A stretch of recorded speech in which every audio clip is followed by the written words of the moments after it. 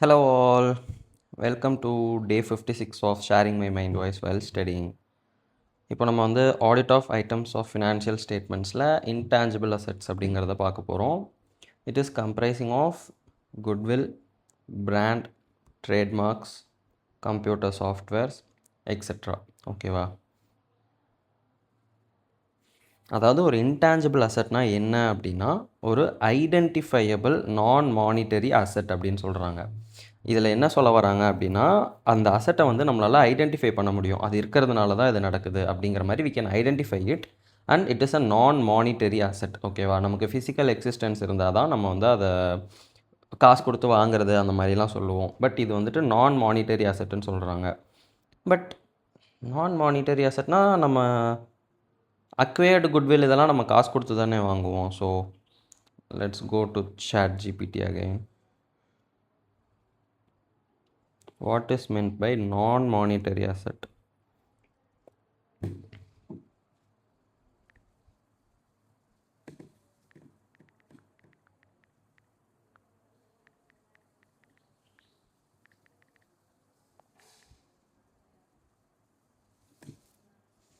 A non-monetary asset is an asset that does not represent a fixed or determinable amount of money. Okay. Monetary அசெட்னா அதுக்கு எவ்வளோ அமௌண்ட்டுன்னு fix பண்ணி determine பண்ணுற மாதிரி இருக்குமா. நான் மானிட்டரி அசெட்னா நம்ம வந்து அதை எக்ஸாக்டாக ஃபிக்ஸ் பண்ண முடியாதுன்றாங்க.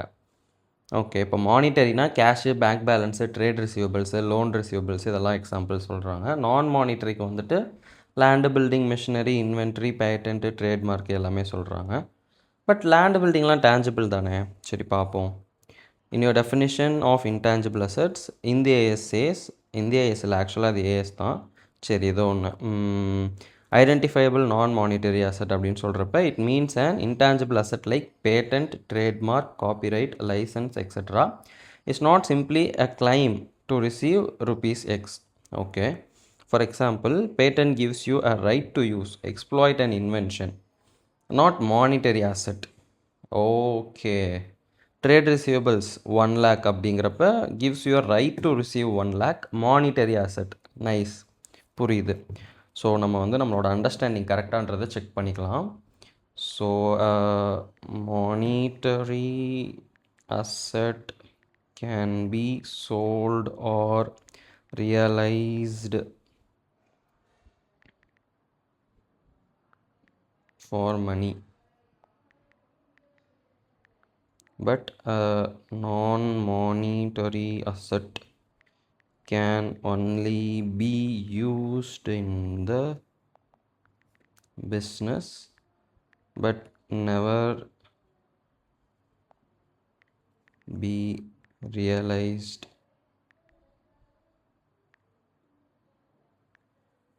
as cash. Right.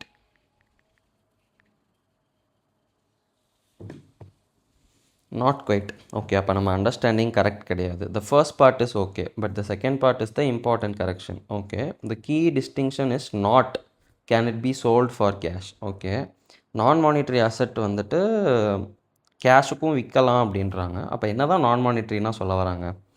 லேண்ட் அப்படிங்கிறது ஒரு non monetary asset, can be sold for 50 lakhs. Okay, machinery non monetary asset, can be sold. Patent non monetary asset, can be sold. Okay, so why are they called non-monetary? Because the asset itself does not represent a right to receive a fixed determinable amount of money. Okay okay, trade ரிசீவபிள்னால் அது வந்துட்டு நமக்கு வர வேண்டிய அமௌண்ட்டை குறிக்குது. So monetary asset. Okay, இப்போ monetary அசெட்னால் நமக்கு வந்து ஒரு சர்டைன் டிட்டர்மைனபிள் அமௌண்ட் ஆஃப் மணியை வந்துட்டு நம்ம ரிசீவ் பண்ணுறதுக்கு நம்மளை என்டைட்டில் பண்ணுது அப்படின்னா அது மானிட்டரி அசெட் போல். அப்படி இல்லை, ஜென்ரலாக ஒரு லேண்டு, ஒரு பில்டிங் நம்ம யூஸ் தான் பண்ணிக்க போகிறோம் அப்படின்றப்போ அது வந்துட்டு நான் மானிட்டரி போல். ஸோ அப்படி பார்த்தா இந்த டெஃபினேஷனே இப்போ எனக்கு கொஷினபிளாக இருக்குது. இன்டான்ஜிபிள் அசெட் இஸ் அன் ஐடென்டிஃபையல் நான் monetary asset. Okay, without physical substance. Okay, held for use in production or supply of goods or services, for rental to others or for administrative purposes. Okay, done. அந்த doubt எனக்கு இப்போ clear ஆகிடுச்சு. நான் monetary asset. Okay, அப்போ வந்துட்டு let's ask some example.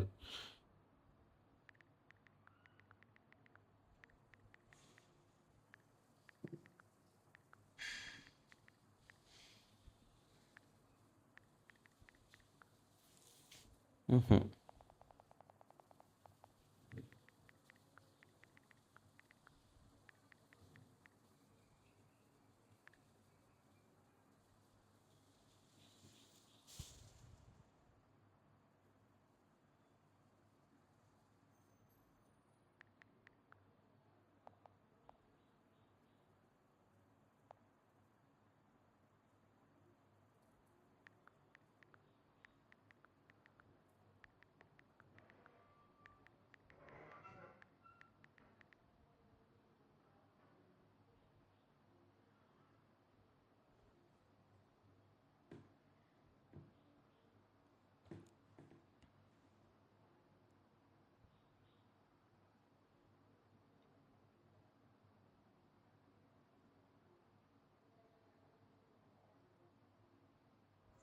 Okay, understood. இப்போ வந்துட்டு அந்த எக்ஸாம்பிளில் அவங்க ஆக்சுவலாக என்ன சொல்ல வராங்க அப்படின்றத நம்ம வந்துட்டு ஒரு குட்டியாக ஒரு டாக்குமெண்ட்டில் நான் வந்து எழுதி காட்டுறேன். So that we can be clear in this. Let's take two examples. One is trade receivables.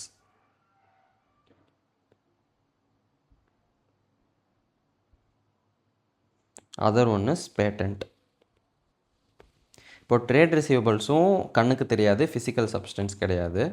பேட்டன்ட்டும் கண்ணுக்கு தெரியாது, ஃபிசிக்கல் சப்ஸ்டன்ஸ் கிடையாது. ஆனால் ட்ரேட் ரிசீவபிள்ஸை நம்ம வந்து நார்மல் அசட்ஸில் சொல்கிறோம், ஐ மீன் கரண்ட் அசட்ஸில் சொல்கிறோம். பட் பேட்டண்ட்டை வந்துட்டு இன்டான்ஜிபிள் அப்படின்னு சொல்கிறோம். இந்த டிஸ்டிங்ஷனுக்காக தான் அந்த இடத்துல நான் மானிட்டரி அப்படிங்கிற ஒரு வேர்டை டெஃபினேஷனில் ஆட் பண்ணியிருக்காங்க. இன்டான்ஜிபிளோட டெஃபினேஷனில் நான் மானிட்டரி அப்படிங்கிற வேர்டு இல்லைன்னா ட்ரேட் ரிசீவபிள்ஸும் இன்டான்ஜிபிளாக தான் வந்திருக்கும். So trade receivables even though it is not in physical existence, it is classified as intangible அசட்ஸில் வரலை, ஜென்ரல் அசட்ஸில் தான் வருது, கரண்ட் அசட்ஸ்ன்னு போட்டுக்கிறோம். ஓகேவா? ஸோ இதோட இம்பேக்ட் தான் வந்துட்டு இந்த டெஃபினேஷனில் இருக்கக்கூடிய that one word non-monetary asset. So I guess now it is very clear. அதாவது ஒரு அசட் இருக்கணும், அது வந்துட்டு நான் மானிட்டரியாக இருக்கணும், ஃபிசிக்கல் சப்ஸ்டன்ஸ் இருக்கக்கூடாது, ப்ரொடக்ஷனுக்கோ சப்ளைக்கோ யூஸ் பண்ணணும், இல்லை ரெண்ட்டுக்கும் யூஸ் பண்ணலாம், இல்லை அட்மினிஸ்ட்ரேஷனுக்கும் யூஸ் பண்ணலாம். அப்படி இருந்துச்சுன்னா அது ஒரு இன்டான்ஜிபிள் அசட்ஸ். ஓகே,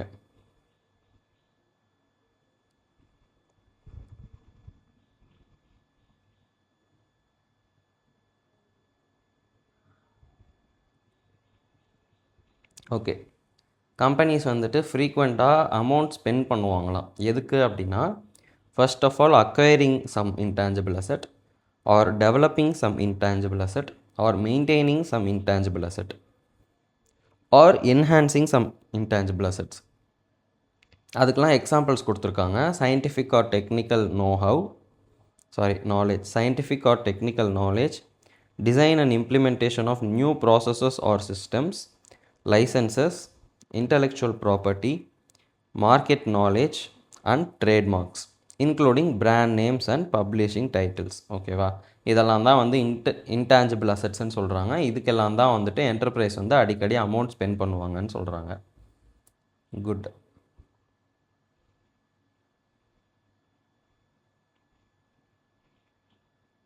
ஓகே, மறுபடியும் வந்துட்டு நிறைய எக்ஸாம்பிள்ஸ்லாம் கொடுத்துருக்காங்க. காமன் எக்ஸாம்பிள்ஸ் என்னென்ன அப்படின்னா, இந்த ப்ராட் ஹெட்டிங்ஸில் வந்துட்டு கம்ப்யூட்டர் சாஃப்ட்வேர் சொல்லலாம், பேட்டன்ட் சொல்லலாம், காப்பிரைட் சொல்லலாம், மோஷன் பிக்சர் ஃபில்ம்ஸ் சொல்லலாம், கஸ்டமர் லிஸ்ட் சொல்லலாம். கஸ்டமர் லிஸ்ட்டெல்லாம் இன்டான்ஜிபிள் அசட்டா?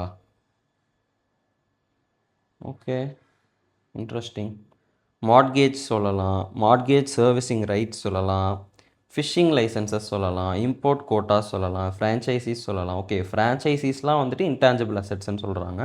ஆமாம், அதோட ரெப்யூட்டேஷன் நமக்கு வருது இல்லை? Correct.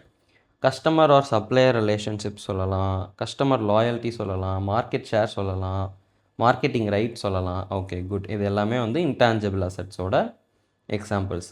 Goodwill is another example of an item of intangible nature which either arises on acquisition or may be internally generated. ஆமாம், குட்வில் வந்து நம்ம அக்வயர் பண்ணலாம், இல்லை இன்டர்னலாக ஜெனரேட் பண்ணலாம். குட்.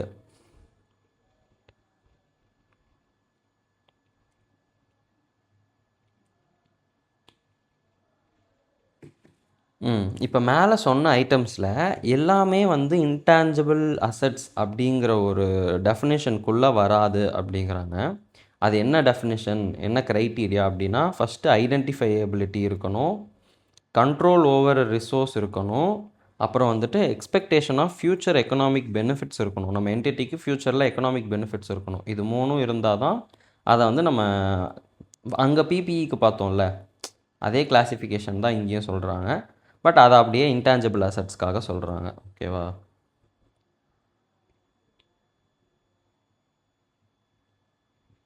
ஆமாம், இந்த டெஃபினேஷனை மீட் பண்ணாத எந்த ஒரு இன்டான்ஜிபிள் அசட்டாக இருந்தாலும், அதாவது என்ன சொல்கிறாங்க அப்படின்னா, ஐடென்டிஃபைபிளாக இல்லை அந்த ரிசோர்ஸ் மேலே நமக்கு கண்ட்ரோல் இல்லை ஃப்யூச்சர் எக்கனாமிக் பெனிஃபிட்ஸ் வர மாதிரி தெரியல அப்படின்னா, அதுக்காக நம்ம என்டிட்டியிலேருந்து என்ன எக்ஸ்பெண்டிச்சர் பண்ணியிருந்தாலும் அந்த எக்ஸ்பெண்டிச்சரை வந்து எக்ஸ்பென்ஸுன்னு போட்டு பிஎன்எல்ல போட்டு சார்ஜ் பண்ணிடணும். அதை கேபிட்டலைஸ் பண்ணக்கூடாது, பேலன்ஸ் ஷீட் பக்கமே எடுத்துகிட்டு போகக்கூடாதுன்னு சொல்கிறாங்க.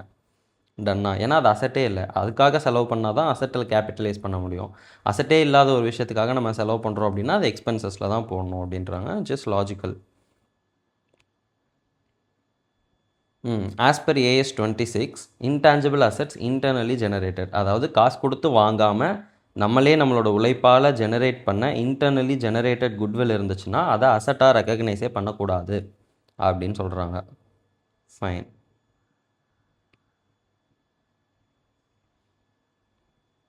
ஒரு சில இன்டான்ஜிபிள் அசட்ஸ்லாம் வந்துட்டு ஒரு சின்ன ஒரு ஃபிசிக்கல் சப்ஸ்டன்ஸில் கண்டெயின் ஆகி இருக்கும் அப்படின்ற மாதிரி சொல்கிறாங்க. ஃபார் எக்ஸாம்பிள், இப்போ ஒரு கம்ப்யூட்டர் சாஃப்ட்வேர் இருக்குது அப்படின்னா அதை வந்து ஒரு சிடியில் வச்சு கொடுப்பாங்க.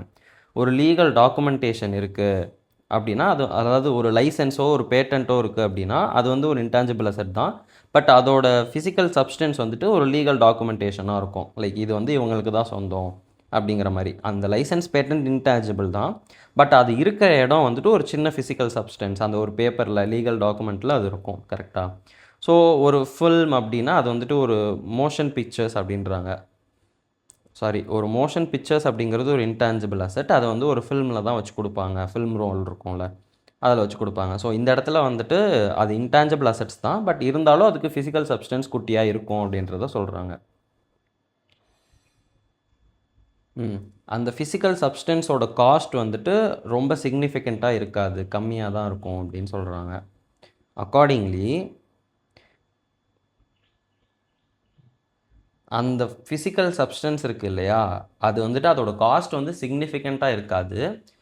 அந்த காஸ்ட்டை வந்து நம்ம இன்டான்ஜிபிள் அசெட்டுன்னு தான் கிளாஸிஃபை பண்ணுறோம், ரெக்கக்னைஸ் பண்ணுறோம் அப்படின்ற மாதிரி சொல்கிறாங்க.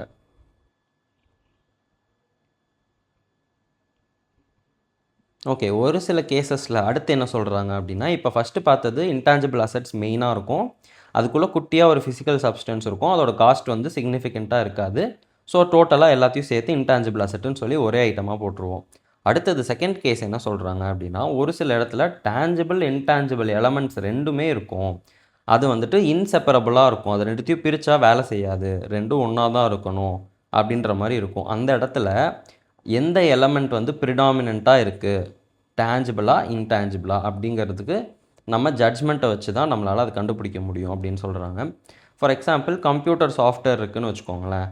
கம்ப்யூட்டர் வந்து ஒரு மெஷின், அது வந்துட்டு அந்த ஸ்பெசிஃபிக் சாஃப்ட்வேர் இல்லாமல் ஒர்க் ஆகாது. ஸோ அதில் ஈக்குவலாக வந்துட்டு ஃபிசிக்கல், அதாவது டேஞ்சிபிளும் இருக்குது இன்டான்ஜிபிளும் இருக்குது. அது ரெண்டுமே வந்துட்டு இன்டெக்ரல் பார்ட், அதை பிரிக்க முடியாது அப்படின்ற மாதிரி சொல்கிறாங்க. கரெக்டாக? இதை வந்துட்டு ஆனால் நம்ம ஃபிக்ஸட் அசெட்ஸ்ன்னு தான் ட்ரீட் பண்ணுறோம். இதே தான் ஓஎஸ்க்கும் அப்ளிகபிள் அப்படின்னு சொல்கிறாங்க. இப்போ விண்டோஸ் 11, விண்டோஸ் 10 இதெல்லாம் சொல்கிறோம் இல்லையா, அதுதான் ஆப்ரேட்டிங் சிஸ்டம்னு சொல்கிறாங்க. ஒரு கம்ப்யூட்டருக்கும் ஆப்ரேட்டிங் சிஸ்டம் இல்லை அப்படின்னா கம்ப்யூட்டரை வந்து ஆன் பண்ணக்கூட முடியாது, பாஸ்வேர்ட் போட்டு உள்ளே கூட போக முடியாது. அதுக்கே நமக்கு ஆப்ரேட்டிங் சிஸ்டம் தேவை. ஸோ அதில் வந்து இன்டான்ஜிபிளும் இருக்குது. அந்த ஆப்ரேட்டிங் சிஸ்டம் அப்படிங்கிறது ஒரு சாஃப்ட்வேர் தான், அது இன்டான்ஜிபிள் எலமெண்ட்டு. பட் அந்த லேப்டாப்போ அந்த கம்ப்யூட்டரோ வந்துட்டு ஒரு டேஞ்சிபிள் எலமெண்ட்டு.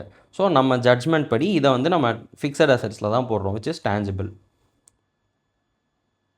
அதே இது அந்த சாஃப்ட்வேர் வந்து not an integral part of related hardware அப்படின்னா அதை வந்து நம்ம இன்டான்ஜிபிள் அசெட்ஸில் யூஸ் பண்ணுறோம் அப்படின்னு சொல்கிறாங்க. இப்போ ஃபார் எக்ஸாம்பிள், அந்த கம்ப்யூட்டர் ஓப்பன் ஆகணுன்னாலே நமக்கு அந்த ஓஎஸ் தேவை. ஸோ அதை வந்துட்டு சின்ஸ் நம்மளோட டேஞ்சிபிள் அசெட்டோட காஸ்ட் எலமெண்ட் வந்து அதிகமாக இருக்கிறதுனால அதை நம்ம ஃபிக்ஸட் அசெட்ஸில் போடுறோம், டேஞ்சிபிள் அப்படின்னு கிளாஸிஃபை பண்ணி. பட் இன்கேஸ் அந்த ஆப்ரேட்டிங் சிஸ்டமை விட்டுருங்க, வேறு ஏதாவது ஒரு சாஃப்ட்வேர் வாங்குகிறோம், that is not integral to the computer or laptop. அந்த கம்ப்யூட்டர் ஒரு லேப்டாப் வந்துட்டு அந்த சாஃப்ட்வேர் இல்லாமலும் ஒர்க் ஆகும். இப்போ ஃபார் எக்ஸாம்பிள் நம்ம வந்து ஒரு டேலி இல்லை ஒரு ஃபோட்டோஷாப் இல்லை வந்து ஏதோ ஒரு சாஃப்ட்வேர் வாங்குகிறோன்னு வச்சுக்கோங்களேன். அந்த சாஃப்ட்வேரை வந்துட்டு நம்ம நிறைய அமௌண்ட் கொடுத்து வாங்கியிருக்கோம், சிக்னிஃபிகண்ட்டாக இருக்குது அப்படின்னா அதை வந்து நம்ம இன்டான்ஜிபிள் அசட்ஸில் தான் போடுவோம். ஃபார் எக்ஸாம்பிள் ஃபோட்டோஷாப் லைசன்ஸ் இப்போ வந்து 10 இயர்ஸ்க்கு பர்ச்சேஸ் பண்ணியிருக்கோம், 1 lakh ஆயிருக்கு அப்படின்னா ஃபோட்டோஷாப் லைசன்ஸ்னு போட்டு 1 lakhன்னு போட்டு அசட்ஸில் இன்டான்ஜிபிள் அசட்ஸில் தான் வைப்போம். அதை வந்து வருஷம் 10% டெப்ரிஷியேட் பண்ணிட்டே வந்துடுவோம். ஓகேவா? அப்போ வந்து அதை இன்டான்ஜிபிள் அசட்ஸில் கிளாஸிஃபை பண்ணுறோம், which is not integral part of the related hardware. Okay, இப்போ வந்து நம்ம AS 26ல் இதை பற்றி என்னெல்லாம் சொல்லியிருக்காங்கன்றதை பார்த்துட்டோம். அடுத்தது நம்ம ஆடிட்டராக அதை எப்படி ஆடிட் பண்ணணும், ஆடிட் ப்ரொசீஜர்ஸ் என்னென்னலாம் நம்ம செக் பண்ண வேண்டியது இருக்குது அப்படிங்கிறத பார்க்க போகிறோம். First of all, intangible asset உண்மையாலுமே பீரியட் எண்டில் இருந்துச்சு அப்படிங்கிறத என்ஷூர் பண்ணுறதுக்கு, அதாவது எக்ஸிஸ்டன்ஸை என்ஷூர் பண்ணுறதுக்கு என்னென்ன ஆடிட் ப்ரொசீஜர்ஸ்லாம் நம்ம வந்து பண்ணணும் அப்படிங்கிறத பார்க்க போகிறோம்.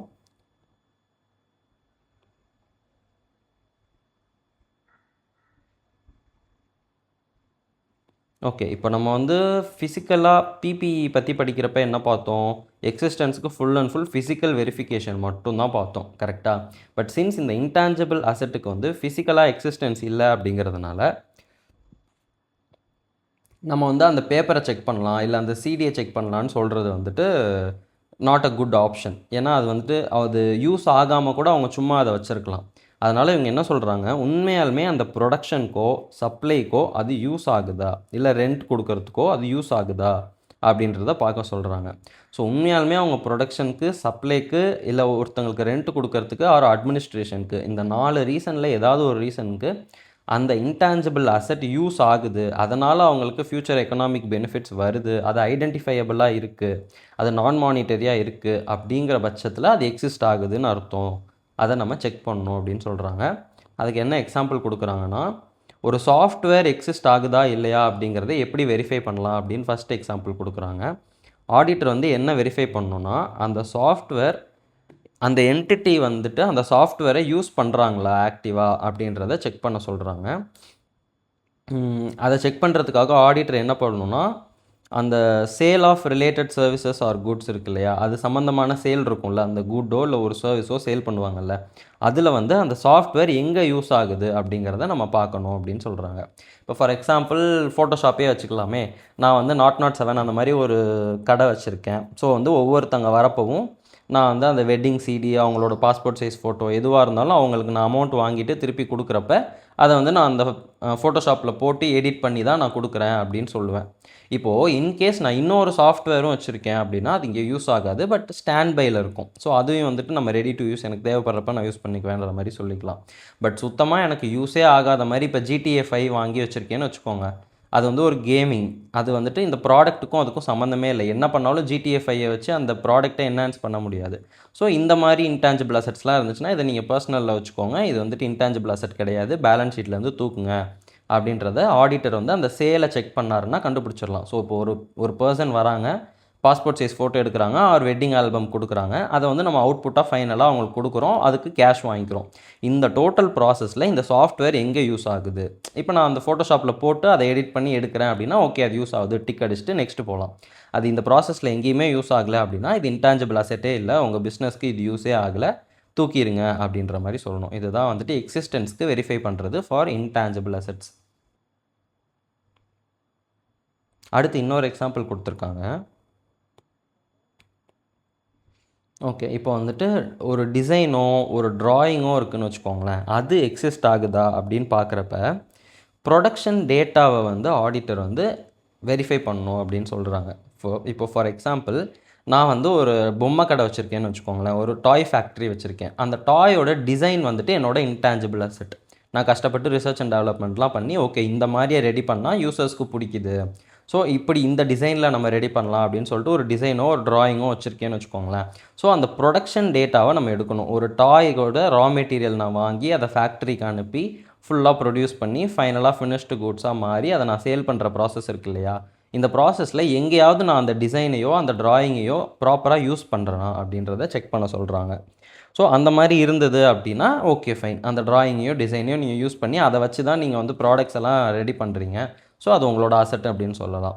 இதே வந்து வேறு ஏதாவது நம்ம பிஸ்னஸ்க்கே சம்மந்தம் இல்லாத டிசைன் ஆர் ட்ராயிங்ஸ் இருந்துச்சுன்னா that is not to be in balance sheet. அதை பேலன்ஸ் ஷீட்லேருந்து எடுத்துருங்க அப்படின்னு சொல்லணும். இன்கேஸ் இந்த இப்போ நான் சொன்ன எக்ஸாம்பிள் இங்கே வருது பாருங்கள், ஏதாவது ஒரு இன்டான்ஜிபிள் அசெட் வந்து நாட் இன் ஆக்டிவ் யூஸ் அப்படின்னா டெலிஷன் ஷுட் பி ரெக்கார்டட் அப்படின்னு சொல்கிறாங்க. ஓகேவா, புக்ஸ் ஆஃப் அக்கௌண்ட்ஸ்லேருந்து அதை தூக்கிடணும் அப்படின்னு சொல்கிறாங்க. அது எப்படி பண்ணணும்னா post approval by the entity's management. நம்ம பாட்டிக்கு தூக்கக்கூடாது, என்டிட்டியோட மேனேஜ்மெண்ட்டோட அப்ரூவலோடு தூக்கியிருக்காங்களா அப்படிங்கிறதையும் செக் பண்ணணும்.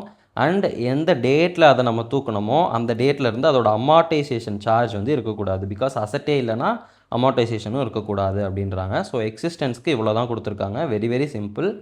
ஒரு இன்டான்ஜிபிள் அசட்டை செக் பண்ணோன்னா எய்தர் சேலை செக் பண்ணணும் இல்லை பர்ச்சேஸை செக் பண்ணணும் அப்படிங்கிற மாதிரி இருக்குது. ஓகேவா, சேலை செக் பண்ணணும் இல்லை ப்ரொடக்ஷனை செக் பண்ணணும். கரெக்டாக அந்த 2 எக்ஸாம்பிள் தான் கொடுத்துருக்காங்க. இன்கேஸ் அது ஆக்டிவ் யூஸில் இல்லை அப்படின்றத கண்டுபிடிச்சிட்டோன்னா மேனேஜ்மெண்ட்டோட அப்ரூவலோட அதை நம்ம வந்து தூக்கிடணும். அதுக்கப்புறம் அதுக்கு அமார்டைசேஷனும் இருக்கக்கூடாது அப்படிங்கிறாங்க. அடுத்தது கம்ப்ளீட்னஸ்க்கு போகிறோம். ஓகேவா, கம்ப்ளீட்னஸில் என்ன சொல்கிறாங்க அப்படின்னா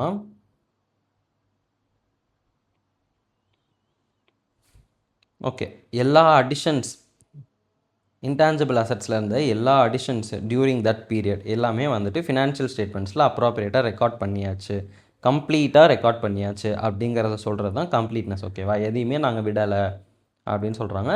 ஆஸ் யூஷுவல் அதே தான், opening balance plus additions minus deletions is equal to closing balance. இந்த ஒரு ஸ்டேட்மெண்ட்டை வச்சு மேனேஜ்மெண்ட் கொடுப்பாங்க எல்லாத்தையும், அதை நம்ம செக் பண்ணாலே போதும். ஓகேவா, இதுக்கு பேர் verifying the movement in intangible asset schedule அப்படின்னு சொல்கிறாங்க. ஓகேவா, இது தனியாக அசெட் கிளாஸ் வைஸ் கொடுப்பாங்க. சாஃப்ட்வேருக்கு தனியாக, டிசைன் ஆர் ட்ராயிங்ஸ்க்கு தனியாக, குட்வில்க்கு தனியாக, opening, addition minus deletion, closing. இதை வந்துட்டு இந்த ஒரு ஸ்டேட்மெண்ட் ஒரு ஸ்கெடியூல் மாதிரி அவங்க கொடுப்பாங்க. ஸோ நம்ம அதை வந்துட்டு வெரிஃபை பண்ணிட்டோம்னாலே இந்த வேலை முடிஞ்சு. ஓகே, இதோட அரித்மெட்டிக்கல் அக்யூரேசியை செக் பண்ணிக்க சொல்கிறாங்க. லைக் நம்பர்ஸில் எதுவும் மிஸ்டேக் இல்லாமல் இருக்கா. ஃபார் எக்ஸாம்பிள் இப்போ வந்துட்டு ஒரு ஒரு சாஃப்ட்வேர் வாங்கியிருக்காங்க அப்படின்னா அதோட அமௌண்ட்டை கரெக்டாக என்ட்ரு பண்ணியிருக்காங்களா அப்படின்னா அதோட சேல் டீடு இல்லை ஒரு பர்ச்சேஸ் இன்வாய்ஸ் அந்த மாதிரி என்ன ரிலேட்டட் டாக்குமெண்ட் இருக்கோ அதை வாங்கி அந்த அமௌண்ட்டும் இந்த அமௌண்ட்டும் மேட்ச் ஆகுதா அப்படிங்கிறத செக் பண்ணிக்கலாம் அப்படின்றாங்க.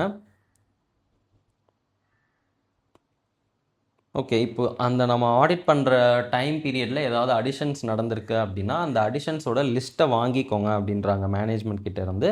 அதை வாங்கிட்டு என்னென்ன பண்ணணும் அப்படின்றதுக்கு ஒரு 4 பாயிண்ட்ஸ் கொடுத்துருக்காங்க. அடிஷன்ஸ்க்கு என்னென்ன செக் பண்ணணும், இன்டான்ஜிபிள் அசட்ஸோட அடிஷன்ஸ் ஃபார் தட் ரெலவெண்ட் பீரியடுக்கு நம்ம என்னென்ன செக் பண்ணணும்னா ஃபஸ்ட்டு பாயிண்ட் ரொம்ப சிம்பிள். AS 26 இன்டான்ஜிபிள் அசட்ஸ்ன்ற கிளாஸிஃபிகேஷனுக்குள்ளே தான் அது வருதா, உண்மையாலுமே அவங்க வந்துட்டு அந்த கண்டிஷன்ஸ் எல்லாம் மீட் பண்ணியிருக்காங்களா. ஒரு சில க்ரைட்டீரியாஸ்லாம் இருக்குது இல்லையா AS 26 அந்த நம்ம மேலே படித்தோம்ல அது ரிலேட்டடாக தான் இருக்கும்னு நினைக்கிறேன். ஐடென்டிஃபைலாக இருக்கணும், நான் மானிட்டரியாக இருக்கணும், ஃப்யூச்சர் எக்கனாமிக் பெனிஃபிட்ஸ் வரணும். இந்த மாதிரியான கண்டிஷன்ஸ்லாம் மீட் பண்ணால் தான் அது வந்து இன்டான்ஜிபிள் அசட்னே வரும். ஸோ நம்ம இன்டான்ஜிபிள் அசட்ஸில் தான் அவங்க வந்து அடிஷன்ஸ்ன்னு சொல்லி இதை கொடுக்குறாங்க. ஸோ அது உண்மையாலுமே அடிஷன்ஸ் தானா அப்படின்றத நம்ம செக் பண்ணுறதுக்கு தான் அந்த ஃபர்ஸ்ட் பாயிண்ட்.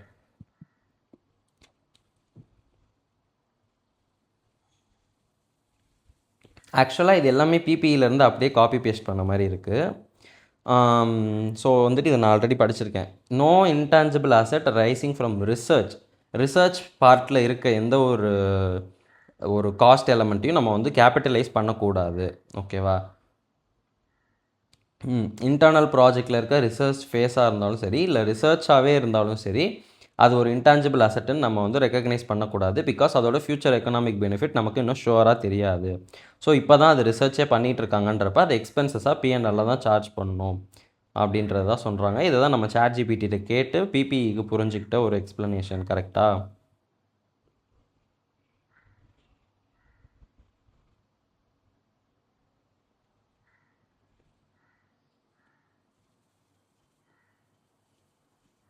ஆமாம், இதை வந்து P&L எக்ஸ்பென்சஸாக போட்டுருங்க அப்படின்றாங்க, ரிசர்ச் ஃபேஸில் இருக்க எக்ஸ்பென்சஸை.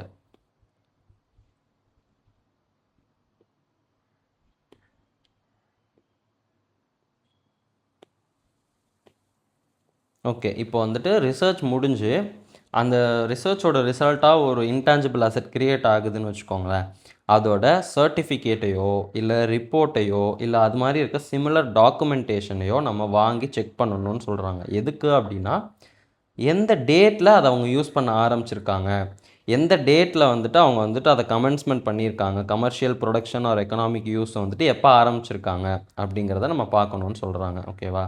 இது வந்துட்டு நம்ம அங்கே பார்க்குறப்ப டெப்ரிசியேஷனுக்காக பார்த்தோம். இப்போ வந்து இங்கே அமார்டைசேஷனுக்காக இதை சொல்லியிருக்காங்க. ஓகேவா? ஓகே, அந்த அடிஷன்ஸ் புதுசாக வாங்கியிருக்கோம்ல, அக்வயர் பண்ணியிருக்கோம்ல ஒவ்வொரு இன்டான்ஜிபிள் அசட்டையும், அது எல்லாமே வந்துட்டு என்டிட்டியோட அப்ராப்ரியேட் அப்ரூவலோட தான் நடந்திருக்கா அப்படிங்கிறத பார்க்கணும். ஓகேவா?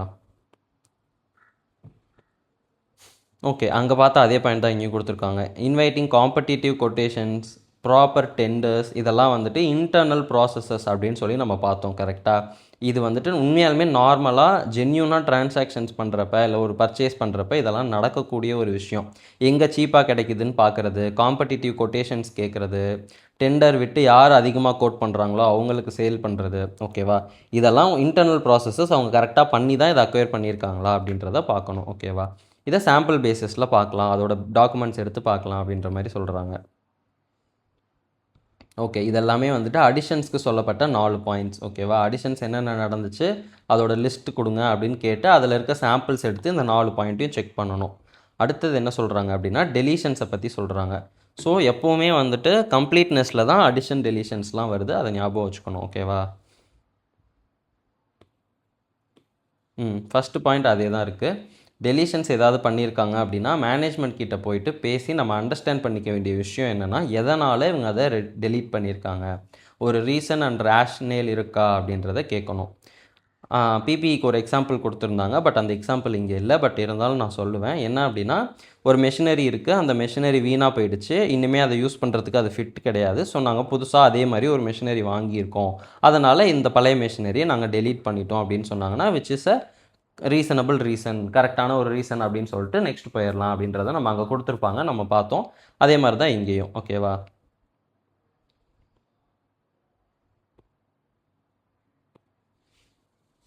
ஓகே, நம்ம மேனேஜ்மெண்ட் அப்ரூவல் கொடுத்துருப்பாங்கல்ல ஒரு அசட்டை டெலீட் பண்ணுறது, அதுவும் டிஸ்போசல் நோட் அப்படின்னு சொல்கிறாங்க.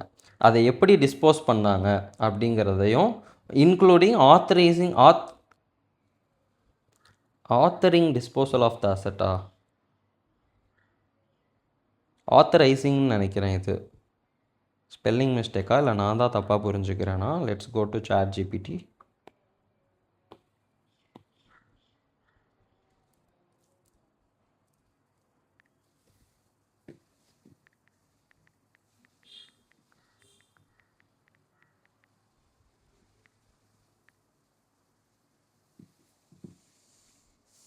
It should be authorising. பார்த்தீங்களா, நான் கரெக்டாக கண்டுபிடிச்சிட்டேன். அது ஆத்தரிங் கிடையாது, authorising. It's spelling mistake in the book. ஓகேவா? அதாவது என்ன சொல்ல வராங்க அப்படின்னா, ஆத்தரைசிங் ஸ்பெல்லிங் என்ன, AUTHORISINGயா?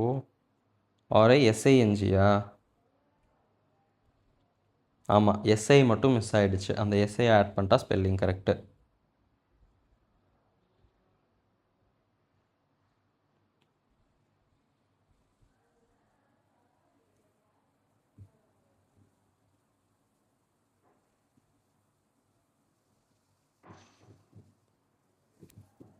ஓகே, அதாவது அந்த டிஸ்போசலை ஆத்தரைஸ் பண்ணுறதுக்கு ஒரு டிஸ்போசல் நோட் இருக்கும்னு சொல்கிறாங்க. ஓகேவா?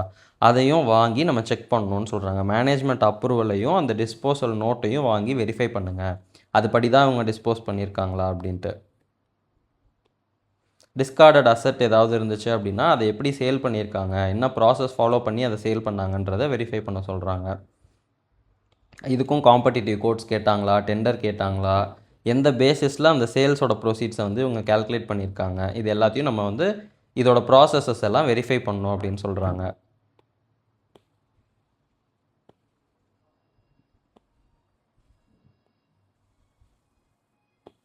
ஓகே, அதே பாயிண்ட் அப்படியே காப்பி பேஸ்ட் பண்ணியிருக்காங்க. பிபிஇயில் என்ன இருந்துச்சோ அப்படியே தான் இருக்குது. இப்போ நம்ம வந்து அதாவது டிஸ்போஸ் பண்ணிட்டோம், அதை வந்து அக்யூரேட்டாக அந்த புக்ஸில் ரெக்கார்ட் பண்ணியிருக்காங்களா அப்படின்றத பார்க்க சொல்கிறாங்க.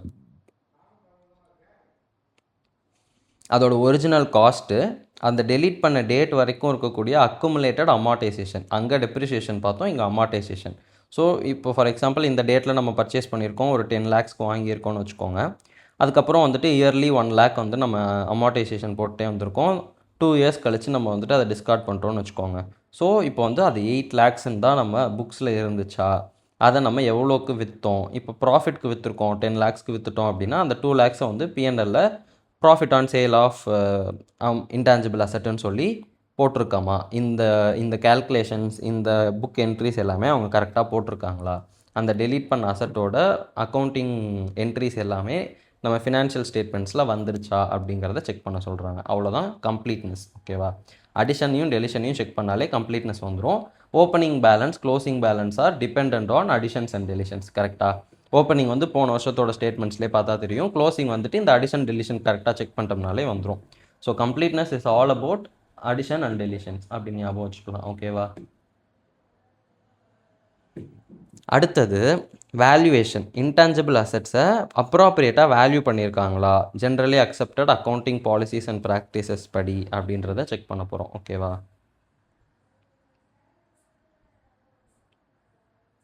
என்ன கைஸ் அப்படியே காப்பி பேஸ்ட் பண்ணியிருக்காங்க, பிபிஐக்கு என்ன இருந்துச்சோ அது அப்படியே திருப்பி வருது. ஸோ இதை நம்ம ஒரு தடவை படிச்சிட்டோனாலே இது ரெண்டுத்தில் எந்த கொஷின் கேட்டாலும் எழுதிக்கலாம்னு நினைக்கிறேன்.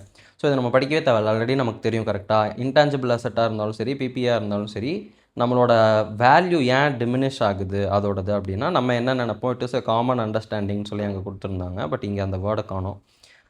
டைம் எலாப்ஸ் ஆகுறது, நம்ம யூஸ் பண்ணுறோம், அது அப்சலீட் ஆகுது அப்படின்றதுனால தான் நம்ம வந்து அதை அந்த வேல்யூ டிமினிஷ் ஆகுது அப்படின்னு நினைப்போம். பட் அதோட டிமினிஷன் எதை ரெப்ரசன்ட் பண்ணுது அப்படின்னா அந்த பீரியடில் நம்ம ரெவன்யூ ஏர்ன் பண்ணோம் இல்லையா, அதோட காஸ்ட்டை தான் அது ரெப்ரசன்ட் பண்ணுது அப்படின்றத சொல்லியிருந்திருப்பாங்க.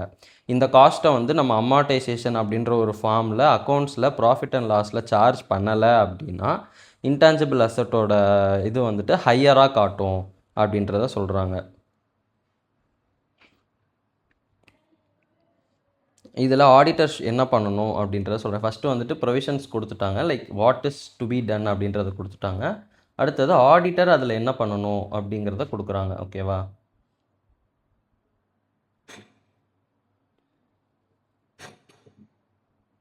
ஃபஸ்ட்டு விஷயம் ரொம்ப சிம்பிள். எல்லா இன்டான்ஜிபிள் அசட்ஸ்க்கும் அவங்க அமார்டைசேஷன் சார்ஜ் பண்ணியிருக்காங்களான்னு பார்க்கணும். அப்புறம் அமார்டைசேஷன் மெத்தட் யூஸ் பண்ணியிருப்பாங்க இல்லையா, அது வந்துட்டு அந்த ஃப்யூச்சர் எக்கனாமிக் பெனிஃபிட்ஸ் வந்து எந்த பேட்டர்னில் அந்த என்டிட்டிக்கு வரத்துக்கு அவங்க எக்ஸ்பெக்ட் பண்ணுறாங்க அப்படின்ற பேட்டர்னை அது வந்து ரிஃப்ளெக்ட் பண்ணுதா அப்படின்றத வெரிஃபை பண்ண சொல்கிறாங்க. அந்த அமார்டைசேஷனோட மெத்தட் இருக்குது இல்லையா, அது வந்துட்டு ஃப்யூச்சர் எக்கனாமிக் பெனிஃபிட்ஸ் எந்த பேட்டர்னில் வருதோ அதே பேட்டர்னில் பண்ணுறாங்களா அதை செக் பண்ணணும் அப்படின்றாங்க. இம்பேர்மெண்ட் ஆஃப் அசட்ஸ் ஏதாவது இருக்கா அப்படிங்கிறத அவங்க செக் பண்ணியிருக்காங்களா அப்படின்னு நம்ம செக் பண்ணணும். மேனேஜ்மெண்ட் வந்துட்டு இன்டான்ஜிபிள் அசட்ஸில் ஏதாவது இம்பேர்மெண்ட் இருக்கா அப்படிங்கிறத செக் பண்ணணும். அதை அவங்க பண்ணியிருக்காங்களா இல்லையான்றதை நம்ம செக் பண்ணணும். இம்பேர்மெண்ட் ஆஃப் அசட்ஸ் ஏஎஸ்ஏ 28 அப்படிங்கிறது நம்ம எல்லாத்துக்குமே தெரியும். ஸோ அதை பண்ணியிருக்காங்களா இல்லையா, அதை டிட்டர்மைன் பண்ணுறதுக்கு என்ன மேனரில் அவங்க அதை ரிவ்யூ பண்ணியிருக்காங்க, அந்த கேரிங் அமௌண்ட் ஆஃப் இன்டான்ஜிபிள் அசட்ஸை ரிவ்யூ பண்ணோம் இல்லையா, அது எந்த மேனரில் பண்ணியிருக்காங்க அப்படின்றதெல்லாம் செக் பண்ண சொல்கிறாங்க. அதிலிருந்து ரெக்கவரபிள் அமௌண்ட் எவ்வளோ இருக்குது அப்படிங்கிறத எப்படி டிட்டர்மைன் பண்ணியிருக்காங்க அப்படிங்கிறதையும் நம்ம செக் பண்ண சொல்கிறாங்க. ஆடிட்டர் வந்துட்டு மேனேஜ்மெண்ட் இதெல்லாம் பண்ணியிருக்காங்களா இல்லையா அப்படிங்கிறத செக் பண்ணணும். அவ்வளோதான் வேல்யூவேஷன். வேல்யூவேஷனில் எதுவுமே இல்லை, எல்லாத்துக்கும் அமார்டைசேஷன் போட்டிருக்காங்களான்னு பார்க்கணும். அமார்டைசேஷனோட பேட்டர்ன் வந்து அமார்டைசேஷன் வந்து எக்கனாமிக் பெனிஃபிட்ஸோட பேட்டர்னை ரெஃப்ளெக்ட் பண்ணுதான்னு பார்க்கணும். அடுத்தது வந்துட்டு இம்பேர்மெண்ட் இருக்கா, இம்பேர்மெண்ட் இருந்தது அப்படின்னா அதிலேருந்து ரெக்கவரபிள் அமௌண்ட் எவ்வளோ, இதெல்லாம் பார்த்து தான் வேல்யூவேஷன் கொடுத்துருக்காங்க. 3 பாயிண்ட். ஆக்சுவலாக பிபியில் இன்னும் 1 or 2 பாயிண்ட் எக்ஸ்ட்ரா இருக்கும்னு நினைக்கிறேன், ஐம் நாட் ஷுர். பட் இதில் இவ்வளோ தான் இருக்குது. அடுத்தது ரைட்ஸ் அண்ட் ஆப்ளிகேஷன்ஸ், ஒரே ஒரு பாயிண்ட் தான் இருக்குது. நம்ம கம்ப்ளீட்னஸ் செக் பண்ணுறப்போ ஒவ்வொரு இன்டான்ஜிபிள் அசட்டையுமே எடுத்து செக் பண்ணுவோம் கரெக்டாக, அடிஷன்ஸ் என்னென்ன கொடுத்துருக்காங்க அப்படின்னு சொல்லி இன்வாய்ஸஸையோ பர்ச்சேஸ் கான்ட்ராக்ட்ஸையோ எடுத்து செக் பண்ணுவோம் இல்லையா. அப்போ அதை செக் பண்ணுறப்பவே அதோட ஓனர்ஷிப் வந்து இவங்கள்ட்ட தான் இருக்கா அப்படின்னு அந்த டாக்குமெண்ட்ஸை பார்க்குறப்ப செக் பண்ணிக்கோங்க அப்படின்னு சொல்கிறாங்க. ஓகேவா? அடுத்தது disclosures required for intangible assets. As usual எப்பயும் போல் Schedule 3 Part 1 of the companies act 2013 தான் இங்கேயும் வருது. என்னென்ன கிளாஸிஃபிகேஷன் கொடுக்கணும் அப்படிங்கிறத இங்கே கேட்குறாங்க. ஃபஸ்ட்டு வந்து goodwill, brand or trademarks, computer software, mastheads. இது என்ன மாஸ்ட் ஹெட்ஸ், இது மாஸ்டர் ஹெட்ஸ்ன்னு நினைக்கிறேன். கேட்போமா? ஏன் எவ்வளோ ஸ்பெல்லிங் மிஸ்டேக்ஸ் இருக்குது?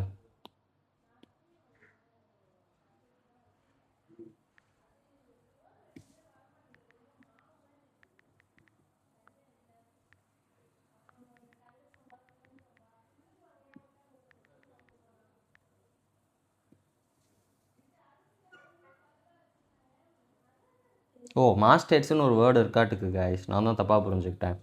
மாஸ்ட் ஹெட்ஸ் அப்படின்னா is the name title of a newspaper, magazine or publication usually displayed prominently at the top of the publication. Oh okay, இப்போ ஃபார் எக்ஸாம்பிள் ஹிந்து இருக்குது அப்படின்னா it's publication name logo is the masthead. Okay guys, nice, புதுசாக ஒரு விஷயம் தெரிஞ்சுக்கிட்டோம். So masters and publishing titles அப்படிங்கிறத ஒரு தனியாகவே நம்ம வந்துட்டு டிஸ்க்ளோஸ் பண்ணணும் அப்படின்றாங்க.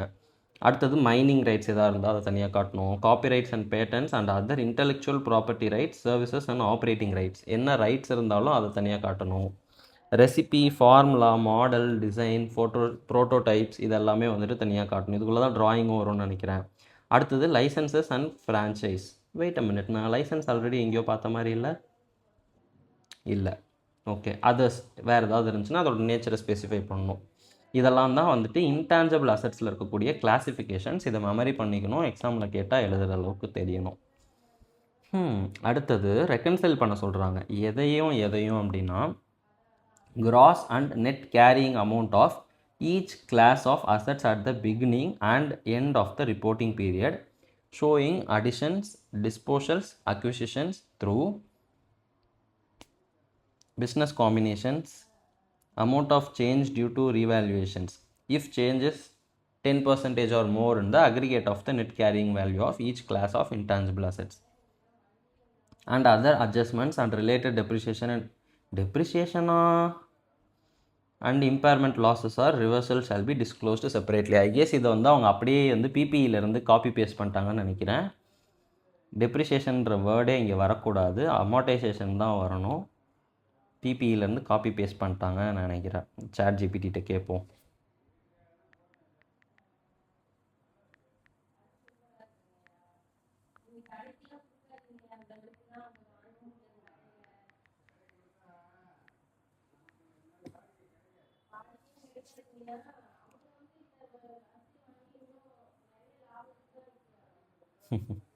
ஓகே, அது வந்து ஐசிஐக்கு கொஞ்சம் முட்டு கொடுக்குற மாதிரி சொல்லுது. விச் இஸ் டெப்ரிசியேஷன் மாதிரியான எக்ஸ்பென்சஸ், அது வந்து அமார்டைசேஷன் தான் சொல்கிறாங்க அப்படின்னு சொல்கிறாங்க. Okay fine, not a big deal. இந்த இடத்துல வந்து டெப்ரிசியேஷன் வரக்கூடாது கைஸ், அமார்டைசேஷன் தான் வரணும். And impairment losses or reversals. Okay, டோட்டலாக என்ன சொல்கிறாங்க அப்படின்னா ஓப்பனிங் பேலன்ஸு, அடிஷன்ஸு, டெலிஷன்ஸ்லாம் செக் பண்ணோம் இல்லையா, அதோட டிஸ்போசல்ஸ் ஏதாவது இருந்தால், அக்விசிஷன்ஸ் ஏதாவது இருந்தால், த்ரூ பிஸ்னஸ் காம்பினேஷன்ஸ்ன்னு சொல்கிறாங்க. பிஸ்னஸோட சேர்ந்து செய்கிறது, அந்த அக்விசிஷன், மெர்ஜர் அந்த மாதிரி சொல்ல வராங்கன்னு நினைக்கிறேன். அது மாதிரி ஏதாவது இருந்தாலோ, இல்லை ரீவேல்யூவேஷன் இருக்குது, டோட்டலாக அந்த கிளாஸோட அமௌண்ட்டுக்கு 10% ஆர் மோர் அமௌண்ட் கொண்ட ரீவேல்யூவேஷன் இருக்குது அப்படின்னா அதை பற்றின டிஸ்க்ளோஷர்ஸ், இது எல்லாமே வந்துட்டு, அது இல்லாமல் அமார்டைசேஷன் ரிலேட்டடாக, இல்லை வேறு ஏதாவது அட்ஜஸ்ட்மெண்ட்ஸ் இருக்குது, இல்லை இம்பேர்மெண்ட் லாஸஸ் இருக்குது, ஆர் அதை ரிவர்ஸ் பண்ணியிருக்கோம், இது எல்லாத்தையும் தனியாக டிஸ்க்ளோஸ் பண்ணுங்க அப்படின்னு சொல்கிறாங்க. ஓகேவா?